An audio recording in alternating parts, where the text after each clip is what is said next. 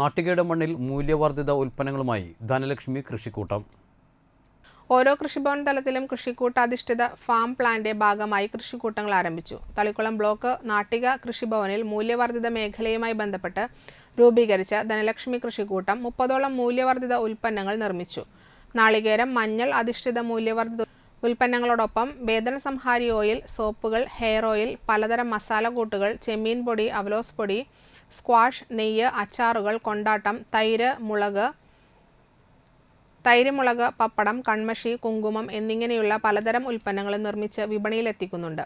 കൃഷിവകുപ്പിന്റെ venture capital fund എന്ന സ്കീമിലൂടെ വാങ്ങിയ പഴം, പച്ചക്കറി ഉണക്കുന്ന ഡ്രയർ മെഷീനിലൂടെ നിരവധി പച്ചക്കറികൾ, കുടംപുളി, ജാതിക്കായ എന്നിവ ഉണക്കി സംസ്കരിക്കുന്നുണ്ട്.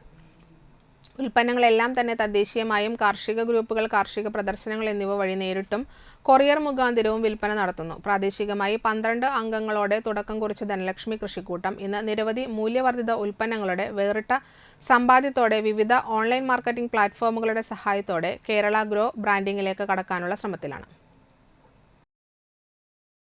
ഉൽപാദന മേഖല, സേവന മേഖല, മൂല്യവർദ്ധിത മേഖല, അങ്ങനെ 2022 തന്നെ ഇവിടെ മൂല്യവർദ്ധിത കൃഷിക്കൂട്ടം ഇവിടെ നാളികേരാധിഷ്ഠിതവും മഞ്ഞളധിഷ്ഠിതമായിട്ടുള്ള മൂല്യവർദ്ധിത ഉൽപ്പന്നങ്ങൾ തന്നെ 2022 തന്നെ ആരംഭിക്കുകയും അത് ചെറിയ രീതിയിൽ പ്രാദേശികമായിട്ടുള്ള രീതിയിൽ വിൽപ്പന നടത്തുകയും ചെയ്തിട്ടുണ്ട്.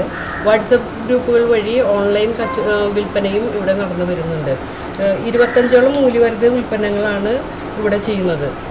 ഇത് കൃഷിക്കൂട്ടാധിഷ്ഠിത മൂല്യവർദ്ധിത ഫാം പ്ലാന്റെ കൃഷിക്കൂട്ടാധിഷ്ഠിത മൂല്യവർദ്ധിത ഉൽപ്പന്നങ്ങൾ ഉണ്ടാക്കുന്നതിന് വേണ്ടിയിട്ട് നമ്മൾ ഡീറ്റെയിൽഡ് പ്രോജക്റ്റ് റിപ്പോർട്ട് സമർപ്പിക്കുകയും അതുവഴി വെഞ്ചർ ക്യാപിറ്റൽ ഫണ്ട് ഈ ധനലക്ഷ്മി കൃഷിക്കൂട്ടത്തിന് ലഭിക്കും.